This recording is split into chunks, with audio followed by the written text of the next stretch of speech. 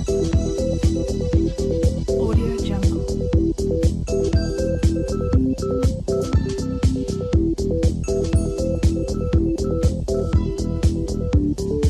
Audio Jungle.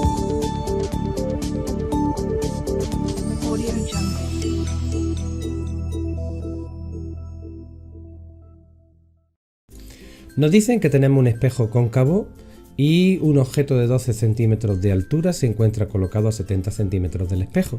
El espejo va a formar la imagen a 24 centímetros. Nos piden calcular el radio del espejo y el tamaño de la imagen.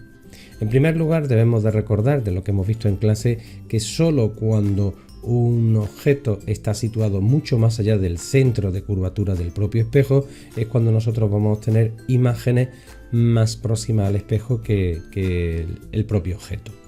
De esta forma nosotros ya vamos a colocar el objeto más allá del centro. Debemos de recordar qué normas se siguen para los rayos y para las distancias. Todos los rayos van a entrar por la izquierda y se van a propagar hacia la derecha. Para nosotros vamos a tener en cuenta un punto muy importante que es el vértice del espejo, que es el punto que se encuentra aquí. Y además se encuentra en el propio que llamamos eje óptico.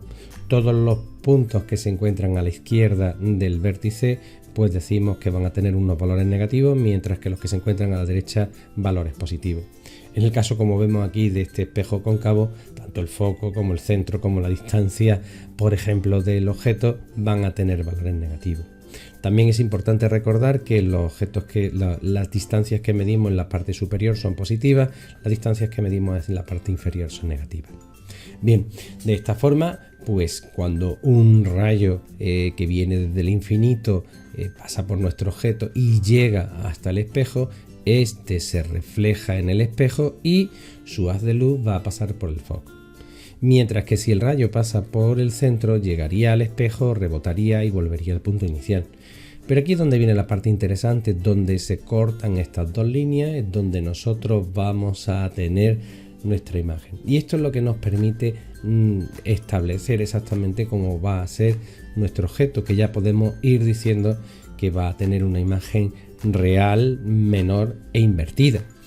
Para poder resolver nuestro problema y calcular bien las distancias, pues nosotros vamos a aplicar las leyes de los espejos esféricos. En este caso es muy importante que seamos muy cuidadosos con los signos.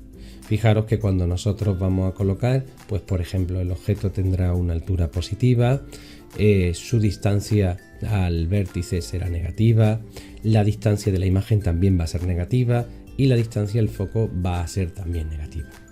De esta forma, cuando nosotros vamos calculando, pues fijaros cómo nosotros conocemos exactamente cuál es la altura de nuestro objeto. Conocemos también cuál es la distancia de la imagen y la distancia del objeto, ya podríamos calcular cuál es la altura que va a tener la imagen. Aquí en la parte importante, fijaros que las dos distancias las ponemos negativas y como además a la hora de establecer las proporciones entre la altura y las distancias sale negativo, pues el objeto no sale negativo, lo cual nos confirma que el objeto se encuentra invertido. Está invertido y de menor tamaño. Finalmente, como nosotros queremos calcular cuál es el radio, pues nada, vamos a calcular cuál es la distancia focal. En este caso, fijaros como las dos distancias, tanto la distancia de la imagen como la distancia del objeto, las estamos poniendo negativas. Lo que nosotros hacemos es sumamos estos dos y veis que la distancia focal nos sale negativa como corresponde. Es importante recordar que el foco se encontraba a dos veces, el radio se encontraba a dos veces en la distancia focal, pero ojo, aquí sí tenemos en cuenta que vamos a trabajar en valores absolutos, aunque cuando nosotros habláramos de la distancia desde el vértice hasta aquí, pues hablaríamos desde menos 11,2 centímetros.